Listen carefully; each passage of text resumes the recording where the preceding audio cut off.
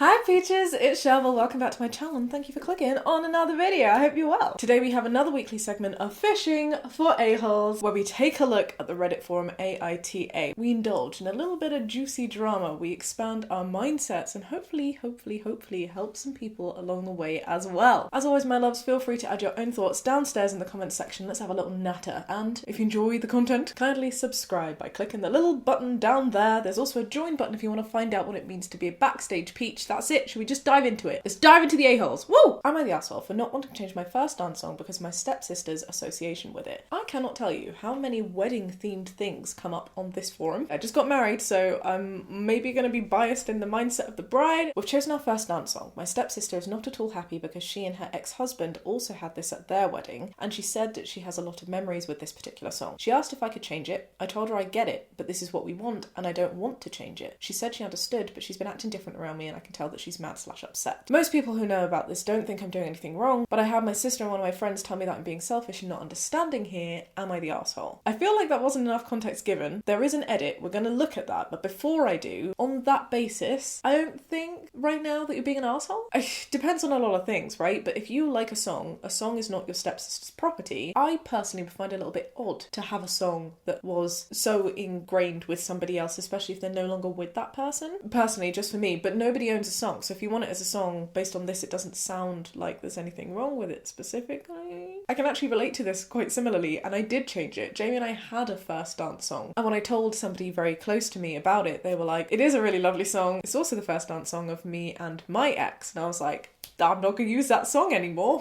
Not just because of, like, respect to them, but also because it kind of felt like bad juju. You know? Here's an edit, because a lot of people are asking about the context of why the other couple broke up. A few months after they got married, he was in a wreck. He thankfully survived, but has very severe TBI among other things. He lives in a specialised nursing home. They did get divorced, but my sister still goes on about how she loves him and visits him occasionally. He doesn't remember who she is most of the time, but my sister said she apparently sang the song to him, and he looks like he remembers her. That is heartbreaking. That is horrible. It's only because I read about something similar recently. I read the words they did get divorced, but my sister goes on about how she loves him and visits him occasionally. Apparently in the States there's an insurance law that means that people can't actually care for their loved ones through their insurance policies by still being married to them, because it then counts as a dependent and there's something to do with finances. So that to me rings a bell that says, maybe she didn't want to divorce him. And I have to say, I do think OP's words, like she goes on about how she still loves him, that's such a heartbreaking thing to go through. I don't think OP is being very sensitive here at all. The song is Come What May from the movie Moulin Rouge. My sister sees it as their song, and her ex first met at the movies when they both went to watch it. Then apparently the restaurant they went to for their first date was also playing it, so they took it as a sign. And as I said, they also played it at their wedding. She also sings it to him sometimes now. I think it's a really nice song and I'd like to play it too. I don't want to have to change it. I'm kind of feeling like maybe OP, you are a little bit of the asshole. I'm not gonna lie. I think this is a bit of an asshole-y move. You were like, oh, it belonged to their ex and I like it, but it turns out that it's like super meaningful to their story. Can you really say that he's an ex? It's not like they're divorced and broken up and aren't speaking. Like, she's trying to care for him. No, I'm getting asshole-y vibes on this one. I'm sorry, I don't think that's very nice. I do agree, a song is a song and you should be able to do something, but I just think it's a decent thing to do in this situation for someone so close to you who must still be going through such heartbreak. That's not okay, babe. I would change the song, especially because it doesn't sound like you have any affiliation to it. You're just like, oh, I like it. Let's see what other people have to say. This isn't knowingly cruel, but certainly devoid of empathy. I don't think OP from the post sounds like they have really negative feelings, like they're not doing it to hurt the stepsister, but I think that's probably a great way to phrase it. It definitely seems devoid of empathy. Like, put yourself in that position. I'm not sure, like, how would I feel as a stepsister celebrating your wedding, seeing you do the same first dance that I did at mine, when it's so loaded with all of these memories about a relationship that I yearn for and am in but can't truly have in the way that I want? That wouldn't be a nice time, you know? It'd have to be like sitting there smiling, being happy for someone else, thinking of all of the sadness. No, not for me. I'd absolutely call this knowingly cruel. Even the biggest psychopaths on the planet can at least deduce the pain that OP's stepsister's going through and will continue to go through. This is just so extremely cruel, it makes my blood boil. I think there's a middle ground in there somewhere, and I also think we need to be really careful by using the word psychopath, but I get the sentiment of what you're saying. I do think it's arseholy.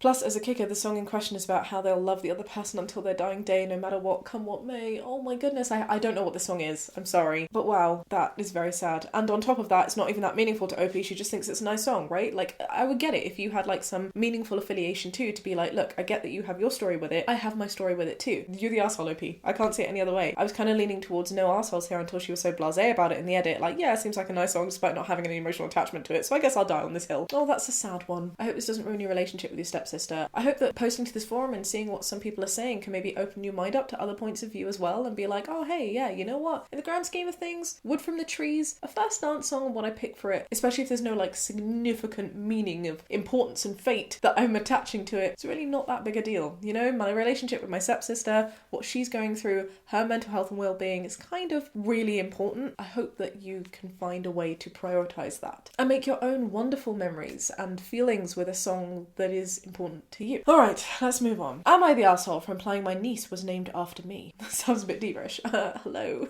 Okay, I've got a unique name. It's nothing insane and it sounds normal, but I've never met someone with the same name. Looking at the name analyzer, there's 30 people named it last year. The point I'm trying to make is that it's unique. People comment on it semi-regularly, but it's made up, not a cultural or historic name. I want to know what the name is. My sister had a baby girl 2 years ago and named her the female version of my name. I don't know why my head went. So instead of Bill, is it like Billa? But Billa isn't really a word. No, never mind. She didn't ask me if she could. I want to be clear, I didn't and wouldn't expect her to, and I certainly would have approved if she did, and I do approve. I'm totally fine with her having a similar name. Okay, I'm glad. Because when you were like, she didn't ask me if she could, I was like, look, names are names, babe. And it's flattering, right? But yeah, you agree, you would have approved, you do approve, all good. I don't want to dox myself here, so for example, damn it, we don't get to see the name. It's fine, I totally appreciate that. Let's say my name is Thor, my niece is Thora. It's off by a letter. Okay, so Bill and Billa wasn't too far off. I often babysit and I've got a good relationship with my sis and my brother-in-law, but when I'm with my niece and we tell people her name, obviously everyone immediately comments on our names being similar. I started jokingly saying, oh yeah, she was named after me. If I had a niblet with a name that was one letter off my own, I would assume that there would have been some connection there. I maybe wouldn't have been so bold as to be like, oh yeah, she's named after me, unless it was like in a joking way when someone was just like, oh, I see it, be like, oh yeah, I wonder where they got that inspiration from. You know? My brother-in-law heard me say that to a neighbour whilst at the park with her, and he blew up my phone after, saying she wasn't named after me. Why am I telling people that? Calling me delusional. Okay, calm down, calm down. Look, you name your child a name that is one letter off their... What is the opposite of a niblet? What's the up bit? Uncle? Auntie? I don't know the non-binary term for an auntie or an uncle. But, you know, like, that close a relationship. Of course you're going to assume that. Like, my question is, why hasn't this been addressed beforehand? Why is it that when the baby was born 2 years ago, did you not go,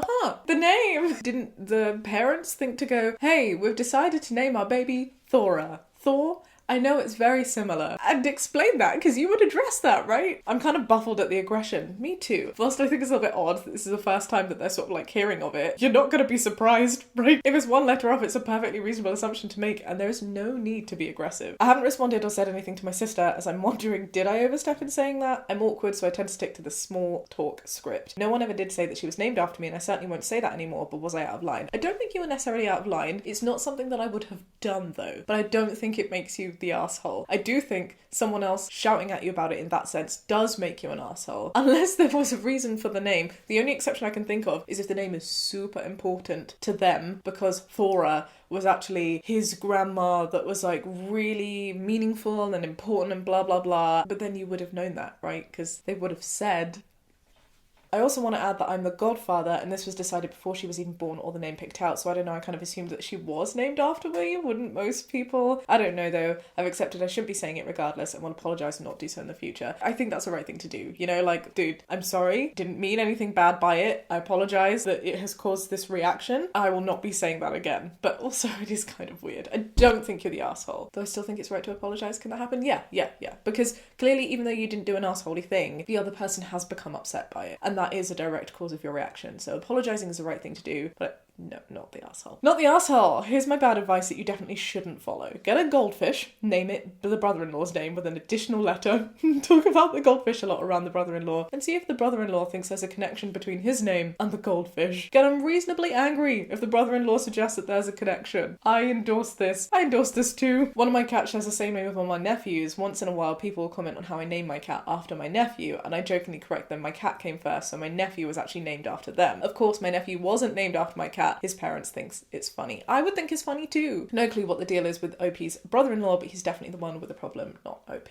Not the asshole. It's a harmless way of dealing with the frequent questions about how close your names are. Unless brother-in-law named her after someone else, I don't quite understand his overreaction. Same, babe. Ooh, I feel like I'm on the same page with the forum today. This doesn't always happen, so I'm feeling good. Can we get 3 and 3? Can we? Am I the asshole for making a game out of my partner's parents' religious decor? Oh. My partner and I visit his parents often. Despite a rocky start, given our relationship, they've become very accepting and welcoming. They're also very, very religious and have many crosses and imagery of Jesus around the house. Sometimes these show up in odd places. Sorry, I'm not laughing at the idea of having religious decor in a house. It's just the idea that, like, this imagery will just pop up in an odd place. I'm thinking, where? Like, are you lifting a toilet plunger and there's just, like, a Jesus, like, oh, behind a towel rack.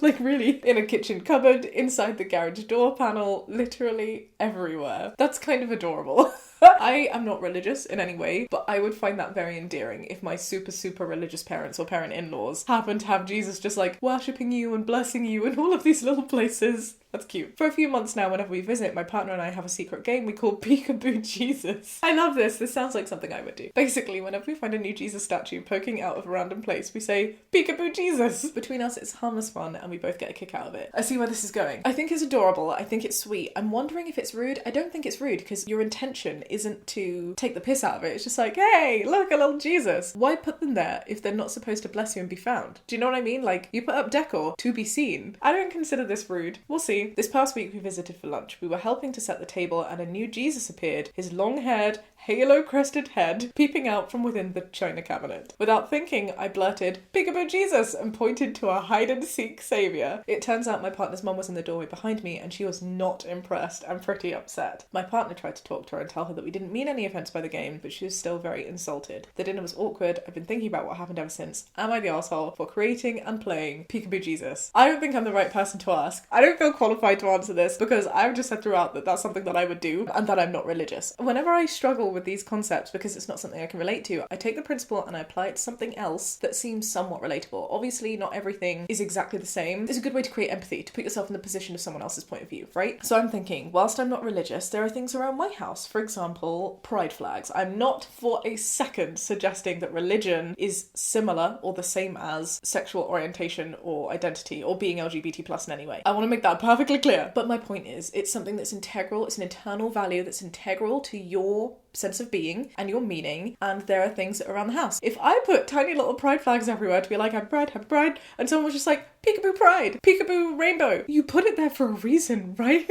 To be seen, surely. Like, I can't see the problem with it. If someone was saying, oh look, there's Jesus, oh my god, rolling their eyes, isn't that so stupid? That's a different matter. But you're not taking the piss, you're just seeing a fun game from something that someone else is doing and supporting it in an endearing way. So yeah, I don't see a problem with it. You're not the arsehole, my love. I don't think you're the arsehole. However, just like the first one, I feel like this hasn't happened before, and it's happened twice in one episode of Am I the Arsehole? But just like the other one, I feel like because you have done something and someone else has gotten hurt by it, the right thing to do would be to apologise. Actually, there's another badge, isn't it? It's not just not the arsehole. What is it? No arseholes here. I think it's no arseholes here. Yeah, because I don't think the mum-in-law is an arsehole either, and the partner's certainly not an arsehole. I don't think it's an arseholey situation. I think it's a slight misunderstanding. It's okay. I would continue playing it, just maybe not out loud. You know, just be like, look, there's one over there. And Peekaboo Jesus is just such a cute term. I bet you Jesus loves it. Do you know what I mean? Like, he's being worshipped, he's being seen, he's being found. That's my opinion. What's yours? Do you agree? Do you disagree? Let me know. Not the arsehole. Jesus totally giggled whenever you found him. Okay, I was worried that when I said that, that was me like really overstepping a line, but I'm glad that somebody else says this and another 1,500 people agree. I'm not alone. It brings a whole new meaning to have you found Jesus here. And again, do you see what I mean? Like, this isn't laughing at religion. This isn't laughing at religious people. It's just cute. I'm very religious also, says someone, and I'm trying to imagine being upset by this. I just can't. It isn't disrespectful in any way that I can see. That being said, if it bothers them, who am I or anyone else to tell them that it shouldn't? I just apologise genuinely and let it go. Not the arsehole. I agree with this. Oh, you're the arsehole, someone says. Don't get me wrong. I think it's hilarious. I don't think you're a bad person anyway, but the fact is you're in her home and it sounds like it was definitely insulting to her. This is a situation for a simple apology and then move on. Don't stop playing the game. Just be more aware of your surroundings. So interesting. It's almost exactly word for word what I think and what the last person person said, but one person says not the arsehole, or one person says you're the arsehole. So that's a really interesting question. Are you automatically an arsehole because you need to apologise? I think the answer is no. You cannot be an arsehole and still just be like, oh, do you know what I mean? If you accidentally trigger someone in something else that the objective reasonable person wouldn't be triggered by, you weren't to know, you can still apologise for the effect that it's had on that person, but it doesn't make you a bad person. It makes you a bad person if you keep doing it to that person. You're the arsehole, but only a little bit.